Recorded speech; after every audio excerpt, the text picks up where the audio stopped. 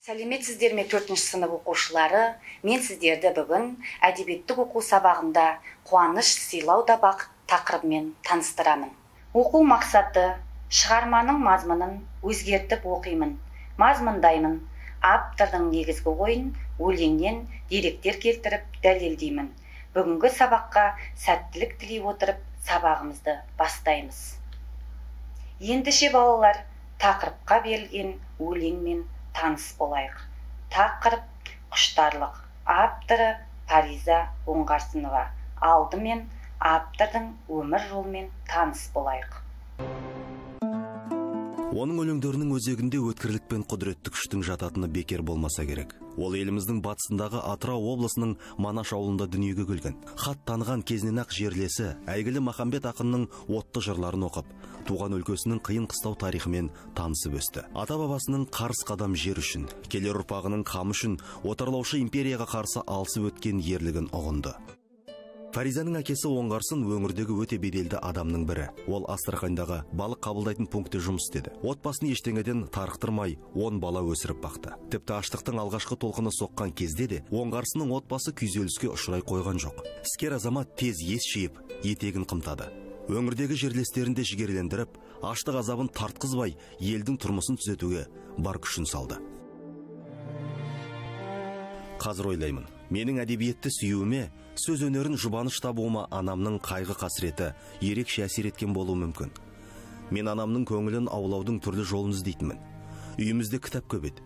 Мен өздігімнен әріптерді үйрендім, әрі қобыланды жырын жаттап алдым. Содан кейін дауыстап жыр оқитын едім. Бір қызығы, мен жыр оқи жөнелсем, анам көз жасын тыйып, құлақ салып тыңдайтын. Сол кезден бастап менің қолымнан кітап түскен жоқ. Фариза Оңғарсынова. Құштарлық.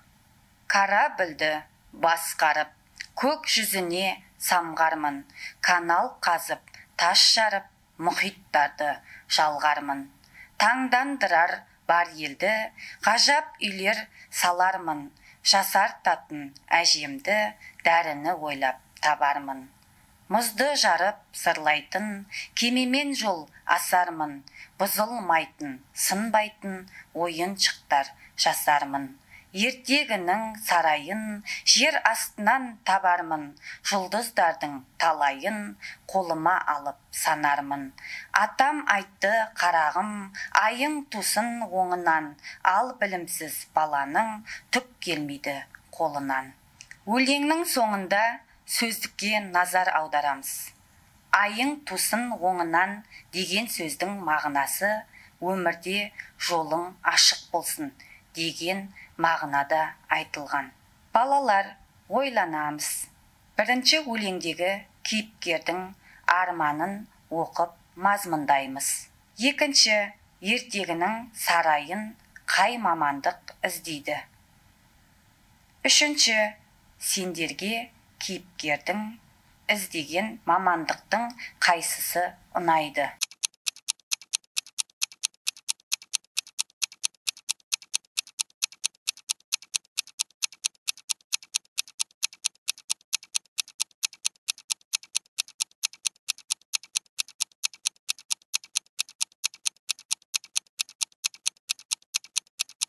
Жарайсыздар балалар, атасы айтқан баланың не істегені дұрыс. Балалар, қалай ойлайсыздар?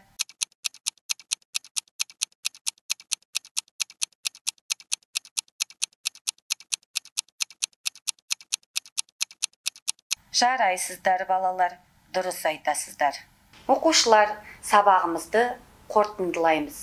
Өлеңнің өзіңізге ұнаған шумағын жаттап аламыз. Сау, сәлематта болыңыз.